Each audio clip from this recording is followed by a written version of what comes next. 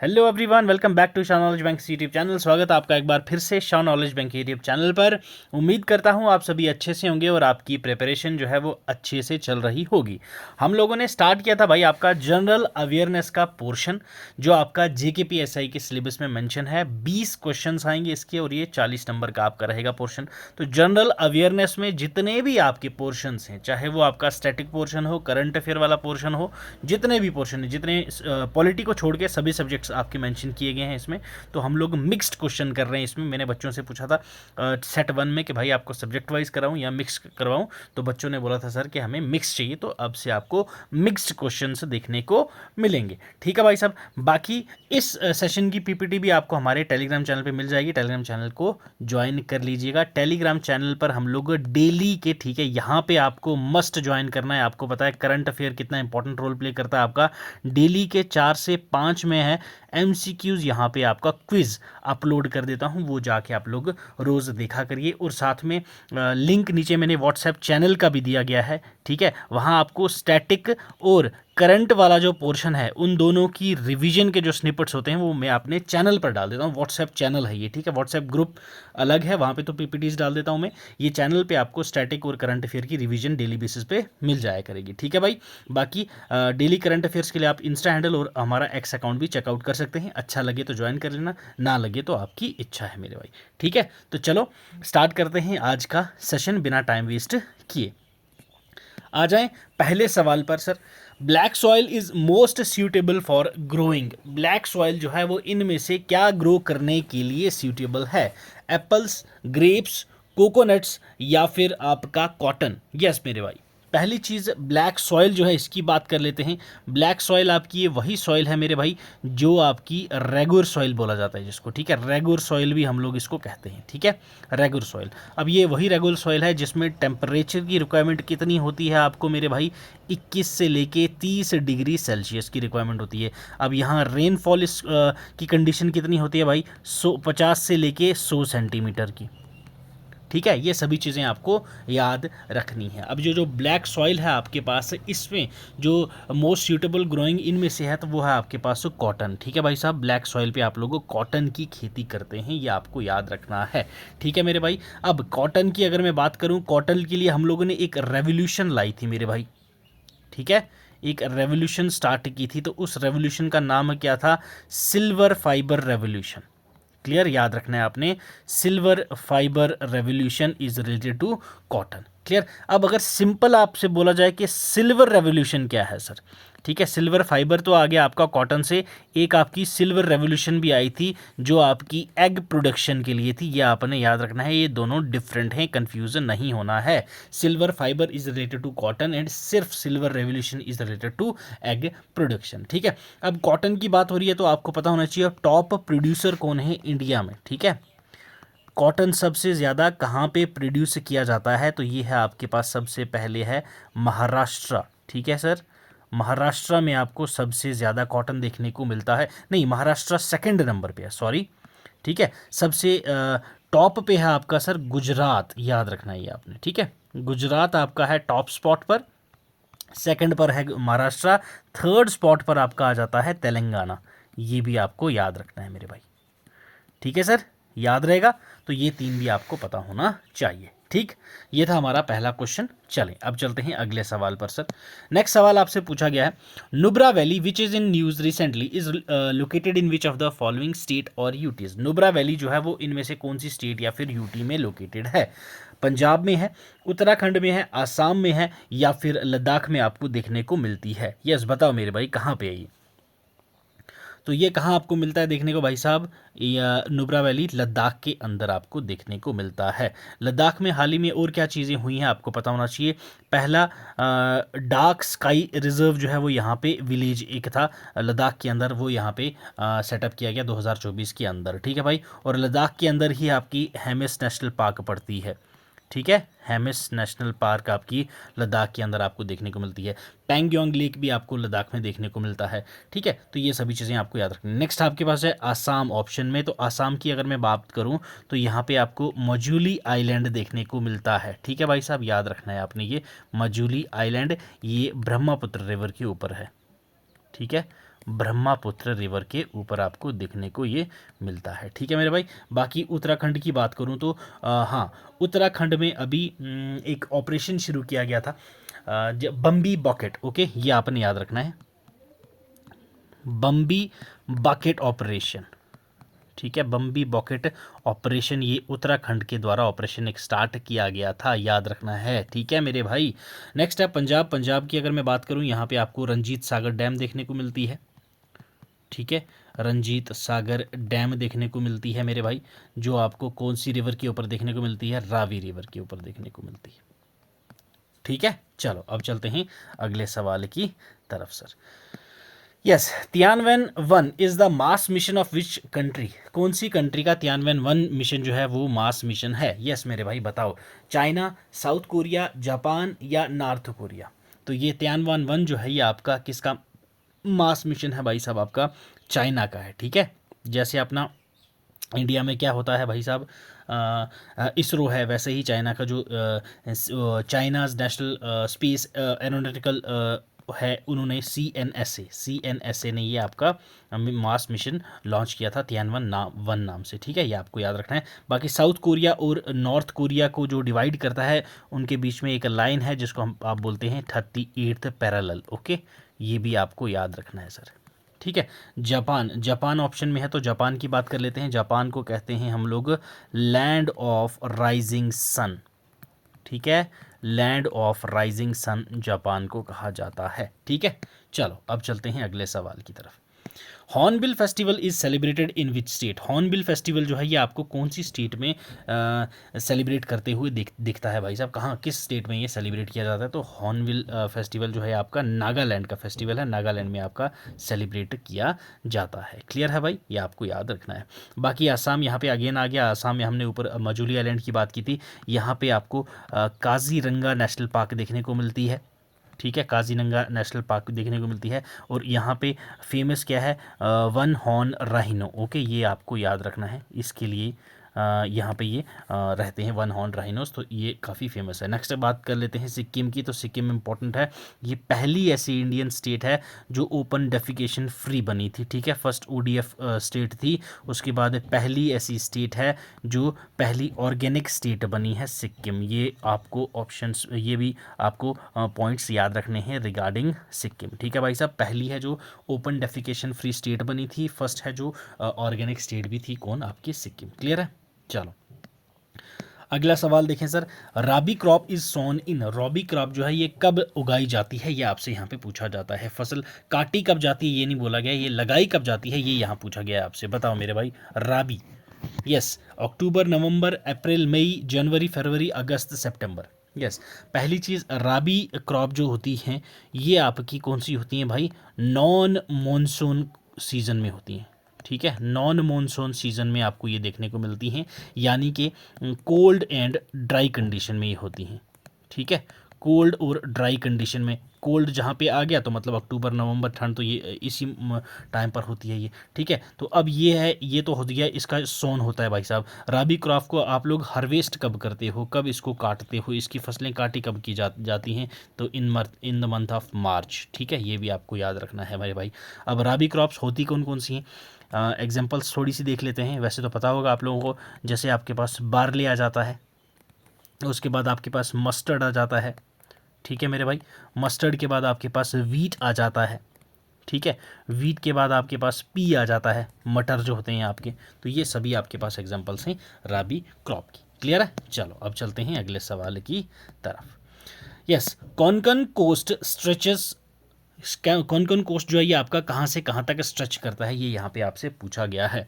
Option A Chennai to Kanyakumari, option B Kolkata to Visakhapatnam, option D Goa to Kochi, option D ये है आपका तरफ, ये ऑप्शन डी जो है इसको थोड़ा सा आप लोग चेंज कर लेंगे मेरे भाई। ठीक है, तो ऑप्शन डी में आपका क्या आएगा, इसको आप लोग काट दो ऑप्शन डी को, और ऑप्शन डी में आएगा आपके पास that is Mumbai to Goa. ठीक है, मुंबई टू गोवा। अब बताओ मुझे आंसर इसका क्या होना चाहिए? तो yes, it's option D, that is Mumbai to Goa है इसका correct answer. Mumbai to Goa जो है ये आपका कोंकण कोस्ट होता है आपका, यहाँ से यहाँ तक जो आपका मुंबई टू गोवा का पोर्शन है, इसको आप लोग क्या बोलते हैं? कोंकण कोस्ट।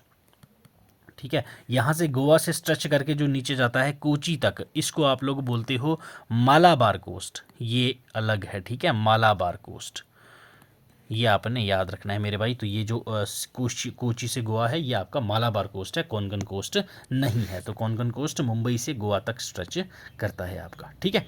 चले, विच of the following latitudes passes through India, India से कौन सा लैटिट्यूड पास होता है, ये यहाँ आपसे पूछा गया है। अब लैटिट्यूड्स होता क्या है भाई, जियोग्राफी में हम लोग क्या पढ़ते हैं, दो प्रकार की लाइन होती हैं आपकी, एक होती हैं लैटिट्यूड्स, एक होती हैं लॉन्गिट्यूड्स। लैटिट्यूड्स मैंने बच्चों को ऑफलाइन में समझाया था शॉर्टकट तरीके से भाई, जो लाइन्स लेटी हों, ठीक है, जो लाइन्स लेटी हों वो लैटिट्यूड्स, जो सो रही हैं लाइनें वो लैटिट्यूड्स, जो खड़ी हैं लाइनें वो लॉन्गिट्यूड्स, ठीक है। ऐसे आपको ये याद रखना है। ये हमारे वर्ल्ड मैपिंग में लॉन्गिट्यूड एंड लैटिट्यूड्स दो प्रकार की आपको लाइन्स देखने को मिलती हैं। लैटिट्यूड्स यानी कि सोई हुई लाइनें, तो कौन सी है जो इंडिया से पास करती है, इक्वेटर पास करता है, आर्कटिक सर्कल करता है, ट्रॉपिक ऑफ कैंसर कैप्रिकॉन करता है, या फिर ट्रॉपिक ऑफ कैंसर करता है। तो ये है आपके पास ट्रॉपिक ऑफ कैंसर, ठीक है मेरे भाई, ऑप्शन डी हो जाएगा करेक्ट आंसर।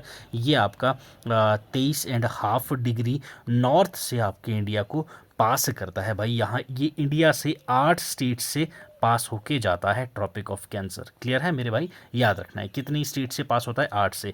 कौन कौन सी हैं, गुजरात है आपका, राजस्थान है आपका, मध्य प्रदेश है आपका, छत्तीसगढ़ है आपका, उसके बाद बात करें तो झारखंड है, वेस्ट बंगाल है, क्लियर है, देन आपके पास त्रिपुरा है, और आपके पास मिज़ोरम देखने को मिलता है। ये 8 स्टेट्स हैं जहाँ से आपका ट्रॉपिक ऑफ कैंसर पास होता है, ठीक है, ये आपको याद रखना है।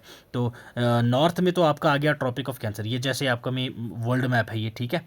यहाँ से आपका क्या जा रहा है भाई, ट्रॉपिक ऑफ कैंसर जा रहा है, ठीक है, और यहाँ से 23.5 डिग्री साउथ, ठीक है, 23.5 डिग्री साउथ से आपके पास होती है कौन सी भाई साहब, कैप्रिकॉन, ट्रॉपिक ऑफ कैप्रिकॉन, ठीक है, कैप्रिकॉन याद रखना है। कैंसर, ट्रॉपिक ऑफ कैंसर आपके जो नॉर्थ से होती है, 23.5 नॉर्थ से पास होती है आपकी कैप्रिकॉन और कैंसर, एंड साउथ से होती है कैप्रिकॉन। कैप्रिकॉन आपने कैसे याद कैसे रखना है, नॉर्थ में कौन सा है, कैप्रिकॉन से। तो जब गर्मी होती है तो आप क्या पहनते हो, कैप्री पहनते हो। कैप्री कहाँ पहनते हैं, बॉडी के नीचे वाली टांगों में, नीचे टांगे कहाँ हैं आपके, बॉडी के नीचे हैं, तो यहाँ पे भी नीचे क्या रहेगी, कैप्रिकॉन रहेगी, याद रखना है। तो 23.5 डिग्री नॉर्थ में है आपका tropic of cancer, 23.5 degree south में है आपका ट्रॉपिक ऑफ कैप्रिकॉन। क्लियर, ये आपको याद रखना है, ऐसे आपको अच्छे से याद रहेगा। क्लियर है। नेक्स्ट बात कर लेते हैं आर्कटिक सर्कल की। आर्कटिक सर्कल जो है आपका 66.5 डिग्री नॉर्थ पे आपको देखने को मिलता है, ठीक है। और यहाँ आर्कटिक सर्कल जो है ये आपका टॉप पे आपको देखने को मिलता है, ठीक है। यहाँ पे आपको देखने को आर्कटिक सर्कल, यहाँ नीचे आपको देखने को मिलता है एंटार्क्टिक सर्कल, ठीक है, याद रखना है आपने। और यहाँ पे हमारा एक रिसर्च सेंटर भी है आर्कटिक सर्कल में, जिसका नाम है हिमाद्री। क्लियर, याद रखना है आपने, ये हिमाद्री, ये कहाँ पे है, आर्कटिक सर्कल के अंदर। अंटार्कटिक सर्कल के अंदर भी हमारा एक रिसर्च सेंटर है जिसका नाम क्या है, गंगोत्री। क्लियर, ये भी आपको याद रखना है। इक्वेटर की बात कर लेते हैं भाई। इक्वेटर आपका 0 डिग्री पे लाई करता है, जिसको आप लोग ग्रेट सर्कल भी कहते हो, ठीक है। क्या कहते हैं, ग्रेट सर्कल। क्लियर, उम्मीद करता हूँ आपको ये अच्छे से रिवाइज हुआ होगा ये वाला पोर्शन आपका। चलें आ जाएं अगले सवाल पर भाई। Indus valley civilisation can be said to belong to the palaeolithic age, primitive age, neolithic age, या फिर bronze age. Indus valley civilisation जो है वो कौन सी एज को बिलोंग करती है, ये आपसे यहाँ पूछा गया है। तो ये आपकी बिलोंग करती है मेरे भाई आपकी ब्रॉन्ज एज, ठीक है, ब्रॉन्ज एज। क्लियर, ये आपको याद रखना है। ब्राउन्स की अगर मैं बात करूँ तो ये आपका कॉपर और टिन, ये दोनों से मिला के ब्राउन्स आपका बनता है। 90 टन का इसमें आपका क्या रहता है भाई साहब, कंपोजिशन की रहती है, ठीक है। ब्राउन्स एज के टाइम पे ही आपकी इंडस वैली सिविलाइजेशन बिलोंग करती है। इंडस वैली सिविलाइजेशन के अंदर मैं आपको बोलूँ पहली कौन सी ऐसी साइट थी जो हम लोगों ने फाउंड की थी, तो वो थी आपकी हड़प्पा, ठीक है। कौन सी थी, दैट इज़ हड़प्पा। किसने किया था, दयाराम साहनी जी ने, ठीक है, दयाराम साहनी।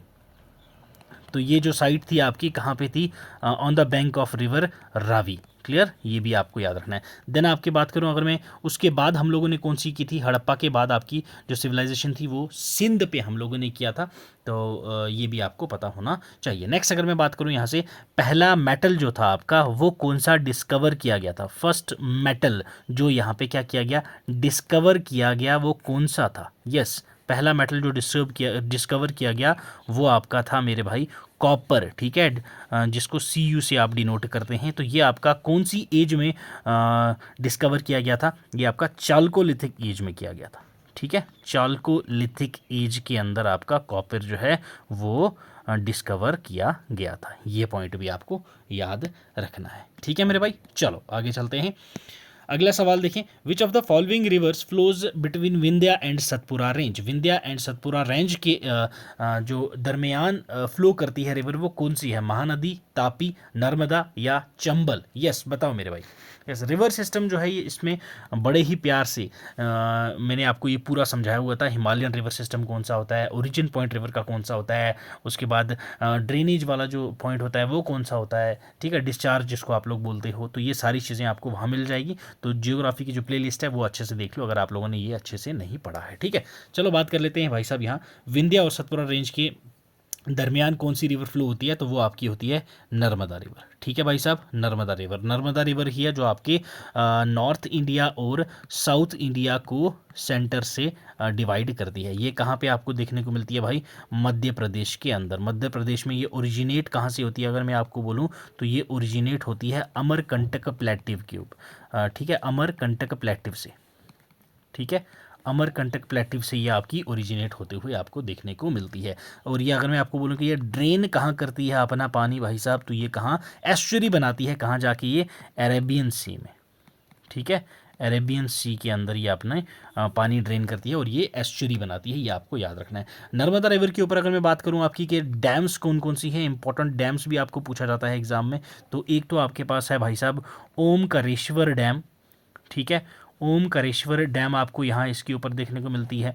देन आपके पास है Sardar Sarovar dam, important one, ठीक है, सरदार सरोवर डैम, ये भी आपको नर्मदा रिवर के ऊपर देखने को मिलती है। हाँ, एक और है महेश्वर डैम, ठीक है, महेश्वर ओमकारेश्वर दोनों आप लें, याद रखनी है, ये सिमिलर ही नाम है। तो ये दोनों आपको नर्मदा रिवर के ऊपर देखने को मिलती हैं, ठीक है, याद रहेगा। चलो सर अब चलते हैं अगले सवाल की तरफ। When was the first Anglo Mysore fort? पहली जो एंग्लो मैसूर वॉर थी वो कब हुई थी, ये आपसे यहाँ से पूछा गया है। तो पहली चीज़ तो ये आपकी एंग्लो मैसूर वॉर्स टोटल हुई कितनी थी भाई? फर्स्ट बाद में बात करते हैं। तो टोटल 4 वॉर्स हुई थी। ये कितनी हुई थी भाई? 4 वॉर्स हुई थी। पहली वॉर जो हुई वो आपकी कब होती है? 1767 से लेके 1769 के दरमियान हुई। किस किस के बीच में हुई भाई साहब आपकी? एक तो ब्रिटिशर्स के बीच में और दूसरा हुई हैदर अली के बीच में। याद रखना है आपने, किसके? ब्रिटिशर्स और हैदर अली। यहाँ पे कौन जीता? हैदर अली जीत गया, बात खत्म हो गई। दूसरी वॉर जो हुई आपकी वो कब हुई भाई? सेकेंड एंग्लो मैसूर वॉर, वो आपकी होती है 1780 से लेके 1784 के बीच में। ये किस किस के बीच में हुई? यहाँ पे ये हुई आपकी टीपू सुल्तान और ब्रिटिशर्स के बीच में, ठीक है। यहाँ पे ब्रिटिशर्स जीत गए और ये जो मैंगलोर था, ठीक है, मैंगलोर इनको ब्रिटिशर्स को देना पड़ गया, जिसको आप लोग ट्रीटी ऑफ मैंगलोर भी कहते हो। ट्रीटी ऑफ मैंगलोर हुई तो ये सेकेंड एंग्लो मैसूर वॉर जो है वो खत्म हुई, ठीक है। नेक्स्ट आ जाते हैं थर्ड पे। थर्ड आपकी कब होती है भाई? 1790 से लेके 1792 के दरमियान होती है आपकी सेकंड एंग्लो मैसूर वॉर। तो ये किस किस के बीच में हुई? अगेन टीपू सुल्तान और ब्रिटिशर्स के बीच में हुई। तो अगेन ब्रिटिशर्स यहाँ पे जीत गए। यहाँ पे भाई साहब जो टीपू सुल्तान की कैपिटल हुआ करती थी श्रीरंगपट्टनम, ठीक है, श्रीरंगपट्टनम, ये यहाँ पे ब्रिटिशर्स को देना पड़ा और ये ट्रीटी हुई, ट्रीटी ऑफ श्रीरंगपट्टनम। क्लियर है? तो इसके बाद हुई आपकी फोर्थ लास्ट वन, ठीक है भाई साहब। ये भी आपकी कब हुई भाई? फोर्थ वन ये हुई आपकी 1799 में। ये किस किस के बीच में हुई? अगेन टीपू सुल्तान के और ब्रिटिशर्स के बीच में। तो इस टाइम पे टीपू सुल्तान को मार दिया गया, ठीक है। जीता कौन? विनर तो ब्रिटिशर्स हुए, यहाँ पे मारा गया टीपू सुल्तान को, किल्ड बाय वेलेस्ली, ठीक है, याद रखना है अभी आपको। किसने मारा था इसको? वेलेस्ली के द्वारा टीपू सुल्तान को मार दिया गया, ठीक है। और टीपू सुल्तान की बात करूं तो ये बड़ी ही बड़ी एजुकेटेड आदमी थे और ये जैकोबिन क्लब था एक, ठीक है, उसके ये मेंबर भी थे, ठीक है, ये आपको याद रखना है। तो हाँ, फर्स्ट एंग्लो मैसूर वॉर कब हुई, अभी हम लोगों ने बात की 67 से 1769, तो 67, ओके 1767 ऑप्शन डी हो जाएगा आपका correct answer for this particular question. उम्मीद कर रहा हूँ आपको अच्छे से समझ आ रही होगी भाई साहब सभी क्वेश्चंस की। अगर वीडियो सेशन अच्छा लग रहा है तो भाई लाइक भी कर दिया करो, ठीक है, तो थोड़ा सा हमें भी मोटिवेट किया करो यार। चलो आ जाओ अगले सवाल पर भाई। The servants of India society in 1905, भाई सर्वेंट ऑफ इंडिया सोसाइटी जो है ये जो आपकी ऑर्गेनाइजेशन है ये किसने फाउंड की, किसके द्वारा फाउंड की गई, ये आपसे यहाँ पूछा गया है।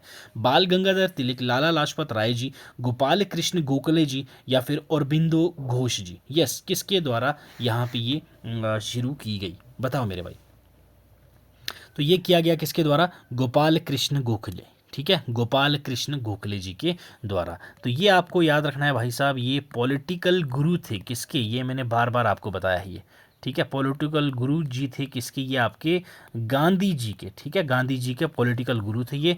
और ये आपका पॉलिटिकल गुरु गांधी जी के तो थे ही थे, साथ में मेंटोर भी थे किसके, जिन्ना के भी थे, ठीक है, जिन्ना को भी इन्होंने काफ़ी गाइड किया था। ये आपको याद रखना है दोनों के रिगार्डिंग, ठीक है। बाकी और हाँ, बाल गंगाधर तिलक की बात कर लें तो इनको लोग लोकमान्य तिलक बोलते थे। क्या बोलते थे, लोकमान्य तिलक बोला जाता था, लोगों के द्वारा इसको बोला जाता था, ठीक है। बाकी लाला लाजपत राय जी की बात करें तो इन्होंने एक बुक लिखी थी भाई जिसका नाम था अनहैप्पी इंडिया, ठीक है, अनहैप्पी इंडिया। ये बुक किसने लिखी थी आपकी, लाला लाजपत राय जी ने। बाल गंगाधर तिलक जी को फादर ऑफ, ठीक है, फादर ऑफ इंडियन अनरेस्ट भी कहा जाता था, father of Indian unrest. Clear है, ये आपको याद रखना है। हाँ, जो आपकी औरबिंदो जी थे, औरबिंदो घोष जी, इन्होंने अपना पौंडीचेरी में आश्रम बनाया था, ठीक है, वहाँ चले गए थे ये, पौंडीचेरी में इनका आश्रम था, इन्होंने आश्रम वहाँ पे बनाया था और ये फिर बाद में वहाँ चले गए थे, ठीक है भाई। याद रहेगा सर्वेंट्स ऑफ इंडियन सोसाइटी किसने 1905 में शुरू किया था, गोपाल कृष्ण गोखले जी ने। चलो आ जाओ अगले सवाल पर भाई। Gandhi Irwin pact signed in the year, Gandhi Irwin pact जो है ये आपका कब साइन किया गया, किस साल साइन किया, 28 में, 30 में, 31 में या 35 के अंदर। देखो 28 की बात करूं तो 28 में क्या हुआ भाई, नेहरू रिपोर्ट आई आपकी, ठीक है, नेहरू रिपोर्ट आई आपकी। इसके साथ साथ में 28 में ही असेंबली में बॉम्ब मारा गया, ठीक है, असेंबली बॉम्बिंग हुई, किस किस के द्वारा की गई थी ये आप सभी को पता होना चाहिए। ये आपके भगत सिंह जी और बटुकेश्वर दत्त, ठीक है, बटुकेश्वर दत्त और भगत सिंह जी, ये दोनों का काम था ये। 1930 में आपका एक तो सॉल्ट सत्याग्रह भी हुआ, ठीक है, और उसी के साथ सिविल डिसोबीडियंस मूवमेंट भी शुरू कर दी थी गांधी जी ने, और यहाँ से राउंड टेबल कॉन्फ्रेंस भी स्टार्ट हो गई थी, ठीक है, राउंड टेबल कॉन्फ्रेंस स्टार्ट हो गई थी। कहाँ पे वो हो रही थी ये भाई साहब, आपके लंदन के अंदर स्टार्ट हो रखी थी। पहली राउंड टेबल कॉन्फ्रेंस होती है कब आपकी, 1930 में, 1930 में होती है आपकी फर्स्ट राउंड टेबल कॉन्फ्रेंस, जिसमें आपके गांधी जी और कांग्रेस जो है बाइकआउट कर देते हैं, ये सेशन फ्रूटफुल नहीं रहता। तो जैसे फ्रूटफुल ये रहेगा नहीं, तो अब इन्होंने क्या बोला भाई साहब, गांधी जी से बात करो। तो गांधी जी से बात करने कौन आता है, इरविन आता है। तो 1931 में होता है गांधी इरविन पैक्ट, क्लियर। तो गांधी इरविन पैक्ट होता है, गांधी जी को इरविन आके बोलता है कि सर आप लोग सेकेंड राउंड टेबल कॉन्फ्रेंस में पार्टिसिपेट कर रहे हो, ठीक है। गांधी इरविन पैक्ट की अगर मैं डेट बोलूं तो ये हुआ आपका 5 मार्च को, ठीक है, 5 मार्च 1931 को, ठीक है। सेकंड राउंड टेबल कॉन्फ्रेंस में आओ, इरविन ने बोला गांधी ने बोला ठीक है, जितने भी हमारे पॉलिटिकल प्रिजनर हैं, ठीक है, क्या हैं, जितने भी हमारे पॉलिटिकल प्रिजनर्स हैं उनको छोड़ दो आप, हम आ जाएंगे। तो इन्होंने बोला चलो ठीक है जी, छोड़ देंगे। ये डिमांड्स गांधी जी ने काफ़ी रखी थी, सभी डिमांड्स फुलफ़िल कर दी गांधी जी की इरविन के द्वारा। सिर्फ एक डिमांड फुलफ़िल नहीं की, वो डिमांड थी कि आप भगत सिंह को फांसी ना दो। तो उन्होंने नहीं मानी, बोला नहीं ये तो होके रहेगा, फांसी तो हम लोग देंगे। तो ये डिमांड नहीं मानी, बाकी सब मान ली गई। तो सेकंड राउंड टेबल कॉन्फ्रेंस फिर गांधी जी के द्वारा क्या किया गया, पार्टिसिपेट किया गया 1931 के अंदर ही। एंडिंग ऑफ दी 1931 दिसंबर में हुई थी, नवंबर दिसंबर में होती थी, जनवरी तक चलती थी ये। तो ये भी गांधी जी वहाँ बीच में उठ के आ गए थे, ठीक है। इसी टाइम पे ही सेकंड राउंड टेबल कॉन्फ्रेंस में ही वुमेन रिप्रेजेंटेटिव भी गई थी यहाँ से, इंडिया से। तो कौन थी वो, सरोजनी नायडू, ठीक है, सरोजिनी नायडू जी गई थी, आपकी महिला थी जिनमें वुमेन रिप्रेजेंटेटिव थे आपके राउंड टेबल कॉन्फ्रेंस में। फिर जब ये फ्रूटफुल ये भी नहीं रहा, फिर आपका थर्ड राउंड टेबल कॉन्फ्रेंस किया गया 1932 में, उसमें भी कांग्रेस ने बाइकआउट किया गया था। याद रखना है 3 राउंड टेबल कॉन्फ्रेंस हुई थी आपकी। ऐसा कौन आदमी है जो तीनों राउंड टेबल कॉन्फ्रेंस में गया था, ये आपको इंपॉर्टेंट क्वेश्चन है, याद रखना है। डॉक्टर BR अम्बेडकर, भीमराव अम्बेडकर ये जो थे, इन्होंने आपकी तीनों के तीनों राउंड टेबल कॉन्फ्रेंस अटेंड की थी। याद रखना ये इकलौते आदमी है BR अम्बेडकर। क्लियर, याद रहेगा। अब 1935 आ गया। 1935 में आपका गवर्नमेंट ऑफ इंडिया एक्ट लाया गया 1935 का, जिसके तहत आपका सुप्रीम कोर्ट की बात की गई, जिसके तहत RBI की बात की गई। ठीक है, तो ये सभी चीज़ें आ गया। तो यस, इसी 1935 वाले एक्ट को याद रखना है आपने, एक्ट ऑफ स्लेवरी भी कहा गया था इसको। ठीक है, एक्ट ऑफ स्लेवरी मतलब स्लेवरी का एक्ट है। किसने कहा था इसको? जवाहरलाल नेहरू जी ने। ठीक है मेरे भाई, ये भी आपको पॉइंट्स पता होने चाहिए, याद रखना है आपने ये। चलो अब बढ़ते हैं अगले सवाल पर सर। नेक्स्ट क्वेश्चन देखिए, Khilafat movement was organised protest against the injustice done to. जो खिलाफत मूवमेंट है ये ऑर्गेनाइज की गई थी किसके अगेंस्ट? पर्शिया में जो गलत हुआ उसके अगेंस्ट, टर्की में जो गलत हुआ उसके अगेंस्ट, अरबिया में जो हुआ, या इजिप्ट में जो हुआ था। यस, खिलाफत मूवमेंट पहली चीज़ तो हुई कब भाई, स्टार्ट कब हुई? 1919 में हुई। ठीक है, इसको डिस्कस करने से पहले थोड़ा सा पीछे जाते हैं। आपकी फर्स्ट वर्ल्ड वॉर, ठीक है, पहली वर्ल्ड वॉर आपकी कब स्टार्ट होती है भाई? 1914 से लेके 1918 तक। ठीक है, जब ये वर्ल्ड वॉर होती है तो अब टर्की जो थी वो अपोजिट साइड में थी, ये क्या होता है, हार जाते हैं। जब ये हार जाते हैं, वो टर्की में एक जो आपकी पोस्ट एक थी कैलिफट, ओके, जिसको खलीफा बोलते हैं, कैलिफट नाम की एक पोस्ट थी जो मुस्लिम का हेड माने जाते थे। ठीक है, तो वहाँ पे ये बैठा करते थे। अब ऑल ओवर वर्ल्ड में यहाँ हंगामा बच गया। जैसे ही ब्रिटिशर्स ये वर्ल्ड वॉर 1 जीते थे तो इन्होंने क्या कर दिया था यहाँ पे भाई साहब, यहाँ ये पोस्ट हटा दी। जब जैसे ही ये पोस्ट हटी तो पोस्ट हटते ही इंडिया में भी ये मूवमेंट शुरू कर दी कि भाई साहब ये पोस्ट को रिस्टोर किया जाए, वरना खिलाफत मूवमेंट यहाँ पे स्टार्ट हो जाएगी। तो 1919 में अली ब्रदर्स के द्वारा ये स्टार्ट की गई। किसके द्वारा स्टार्ट की गई? अली ब्रदर्स के द्वारा। 2 भाई थे, मोहम्मद अली और शौकत अली, इन्होंने ये स्टार्ट की थी।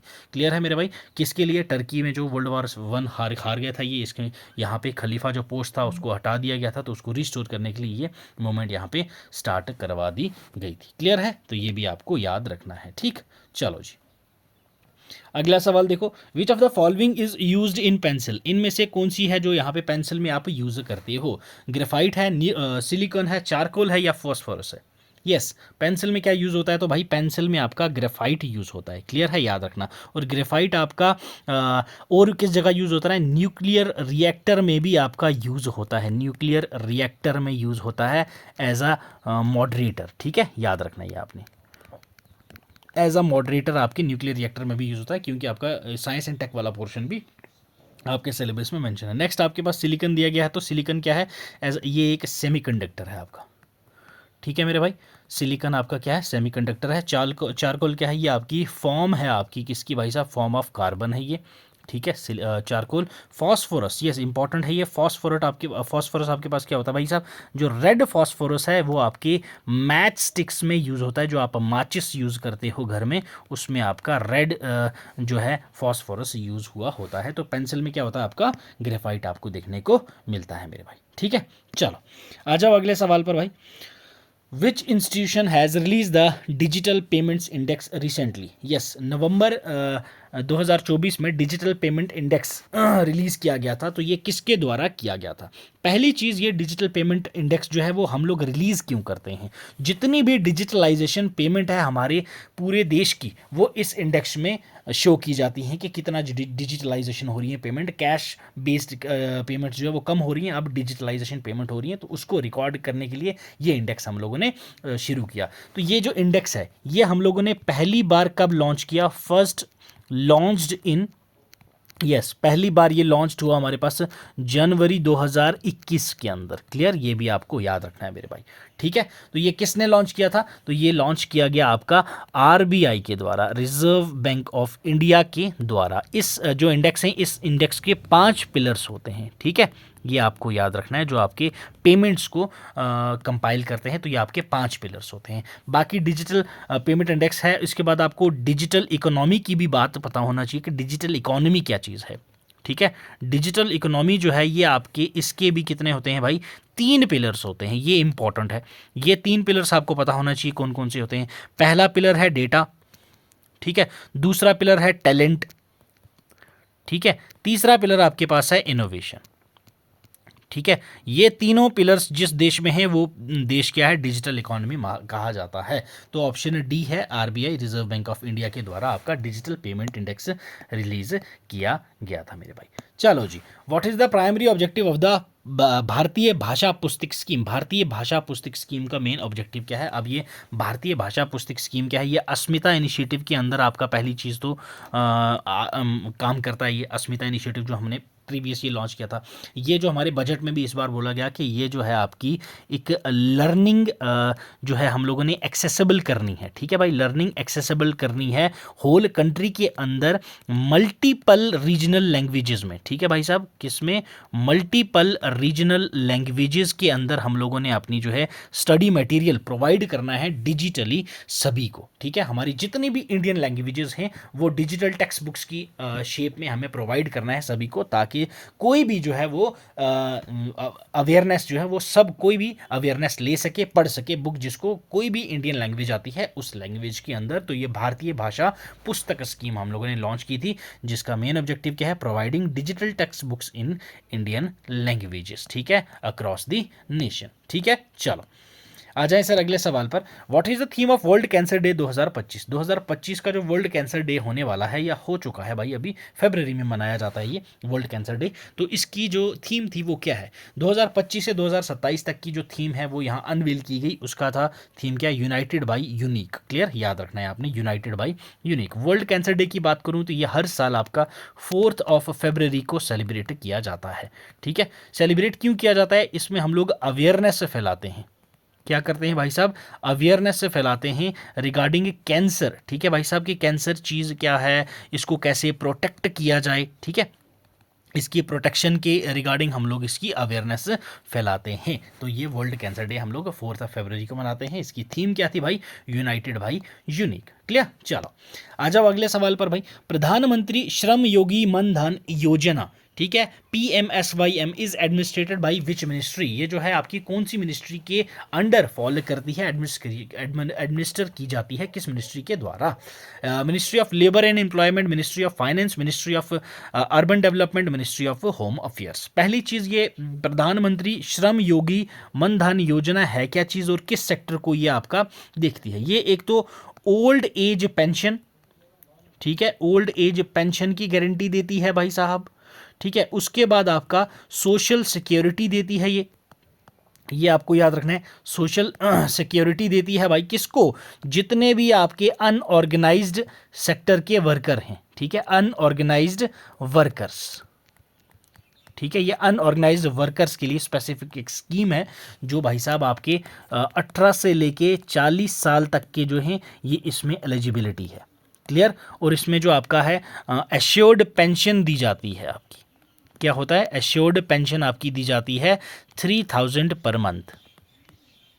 क्लियर, ये भी आपको याद रखना है रिगार्डिंग प्रधानमंत्री श्रम योगी मनधन योजना। तो ये जो है आपका किस किस का बात की जाए, अगर ये कोलैबोरेशन करके ये आपका किया जाता है, किस मिनिस्ट्री के अंडर आता है ये आपका, तो ये आता है ministry of labour and employment. ठीक है, ministry of labour and employment के अंडर ये आपके देखने को मिलती है प्रधानमंत्री श्रम योगी मनधन योजना। ठीक है, old age pension, social security provide की जाती है और अनऑर्गेनाइज्ड सेक्टर के वर्कर्स को 18 से 40 साल के लोग यहाँ इसमें फॉल करते हैं, एलिजिबिलिटी है इसकी। बाकी 15,000 रुपया मंथली इनकम भी इसमें प्रोवाइड की जाती है। क्लियर, चलें जी। The Siberian crane an endangered migratory bird is a regular visitor of which of the following national park. जो साइबेरियन क्रेन है ये आपका कौन से नेशनल पार्क या बर्ड सेंचुरी के अंदर आपको देखने को मिलती है, ये आपको बताना है। Ranganathi bird sanctuary, Keoladeo national park, Vedanthal bird sanctuary या सुल्तानपुर बर्ड सेंचुरी। तो ये आपको केवलादेव नेशनल पार्क के अंदर देखने को मिलती है साइबेरियन क्रेन। तो ये जो नेशनल पार्क है आपकी, ये आपको भारतपुर में देखने को मिलती है मेरे भाई। कहाँ पे है ये? भारतपुर। भारतपुर कहाँ? राजस्थान के अंदर आपको ये देखने को मिलती है। ठीक है भाई साहब, ये आपको याद रखना। तो यहाँ पे हज़ारों की तादाद में जो ये आपकी साइबेरियन क्रेन बर्ड्स हैं, ये विंटर्स में यहाँ पे आती हैं। ये जो है आपकी एक केवलादेव नेशनल पार्क एक आपकी वर्ल्ड हेरिटेज साइट है। क्लियर, ये भी आपको याद रखना है। वर्ल्ड हेरिटेज साइट आपको ये देखने को मिलती है, वर्ल्ड हेरिटेज साइट। ठीक है भाई, बाकी आपकी, हाँ ठीक है, चलो अगले सवाल पे आ जाए मेरे भाई। Yes, consider the following statement about adopt a heritage. Adopt a heritage project जो है, इसमें से कौन सी स्टेटमेंट है सही है इससे regarding? It is an initiative by the ministry of tourism. बिल्कुल सही है ये। ठीक है मेरे भाई। The project aims to include private and public sector for development of tourist destination in India. बिल्कुल सही है ये भी। तो दोनों स्टेटमेंट आपकी ये सही है रिगार्डिंग अडॉप्टा हेरिटेज। अडॉप्टा हेरिटेज आपका जो एक प्रोग्राम है, ये पहले बार लॉन्च कब हुआ आपका? ये लॉन्च किया गया भाई साहब आपका 27 सितंबर को 2017 के अंदर। और आपको पता होना चाहिए 27 सितंबर हमारा वर्ल्ड टूरिज्म डे सेलिब्रेट किया जाता है। ठीक है, वर्ल्ड टूरिज्म डे हम लोग सेलिब्रेट करते हैं हर साल 27 सितंबर को। तो इसी दिन हम लोगों ने ये अडॉप्टा हेरिटेज प्रोडक्ट हम लोगों ने लॉन्च किया। ठीक है, तो अब ये जो है एक कोलैबोरेशन था। किस किस का कोलैब था ये भाई साहब? ये तीन जो थे आपकी, एक तो मिनिस्ट्री ऑफ टूरिज्म है, ठीक है, मिनिस्ट्री ऑफ टूरिज्म आपको देखने को मिलती है भाई यहाँ इसमें। दूसरी आपके पास है मिनिस्ट्री ऑफ कल्चर, ठीक है, और उसके बाद आपके पास है आर्कियोलॉजिकल सर्वे जो आपकी इंडिया की है, ASI ये, और उसके साथ साथ ही हमारी जो स्टेट एंड यूटी की गवर्नमेंट्स हैं वो भी साथ में पार्टिसिपेट करती हैं इसके अंदर। That is adopt a heritage project. Clear है भाई, या समझ आया क्या चीज़ था ये प्रोजेक्ट? तो ये थे हमारे भाई आज के सेट 2 के बेस्ट 20 क्वेश्चंस एग्ज़ाम ओरिएंटेड। उम्मीद करता हूँ आपको अच्छा लगा होगा ये सेशन, और अगर अच्छा लगा हो तो भाई सेशन को लाइक भी कर देना, बाकी अपने दोस्तों के साथ भी शेयर कर देना ताकि उनको भी मदद मिल सके। ठीक है, बाकी चैनल पर नए हो तो सब्सक्राइब कर दीजिएगा। यस, कोई फीडबैक हो आपका तो कमेंट सेक्शन में हमें ज़रूर बताएं कि किस लेवल के क्वेश्चन आना चाहिए, जैसे हैं जैसे ऐसे ठीक हैं, या फिर लेवल बढ़ाया जाए, तो आप लोगों पे डिपेंड है। कमेंट करके बता दीजिएगा, मैं वैसे ही आपको करवा दूंगा। ठीक है भाई, इसकी भी PPT आप हमारे टेलीग्राम चैनल से डाउनलोड कर सकते हैं और रिवाइज इसको कर लीजिएगा। ठीक है, do subscribe our channel and press the bell icon, ताकि आपको कोई भी वीडियो आए तो आप तक नोटिफिकेशन पहुंच जाए। चलो आपसे लेते हैं अब इजाज़त। अपना ख्याल रखें, पढ़ते रहें। God bless you, keep learning, keep sharing.